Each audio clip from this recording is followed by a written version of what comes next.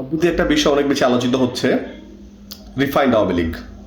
Refined Awami লীগের মানে হচ্ছে আওয়ামী লীগের খারাপ লোকগুলোর মধ্য থেকে কিছু লোককে বেছে নেওয়া, অপেক্ষাকৃত কম খারাপ লোক তাদেরকে বেছে নেওয়া এবং আওয়ামী লীগটাকে পুনঃপ্রতিষ্ঠা করা।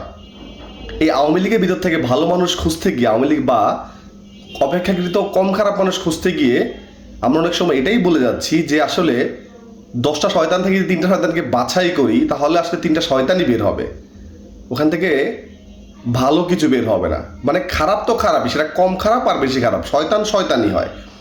সো যদি শেখ হাসিনার মতো একটা ফ্যাসিস্টকে সরিয়ে অপেক্ষাকৃত কম খারাপ একটা ফ্যাসিস্টকে আপনি রিফাইন হওয়ার সুযোগ দেন, আপনি হচ্ছে তাদেরকে মাঠে কাজ করার সুযোগ দেন, তাহলে দেখবেন এরা শেখ হাসিনার সাথে বড় স্বৈরাচার হয়ে উঠবে।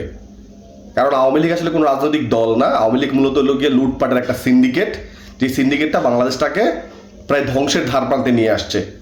সো যারা আসলে রিফাইন্ড আওয়ামী লীগকে সমর্থন করেন বা সমর্থন করছেন নিয়ে মাথায় রাখতে হবে যে তারা আসলে লুটপাটের যে সিন্ডিকেট তার অন্যতম সহযোগী।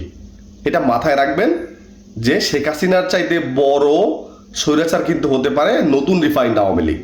তো 20টা শয়তান থেকে 5টা শয়তান বাছাই করলে যে তারা ফেরেস্তা হয়ে যাবে বিষয়টা এরকম না। শয়তান থেকে শয়তান বাছাই করলে অবশিষ্ট ওই শয়তানটাই থাকে।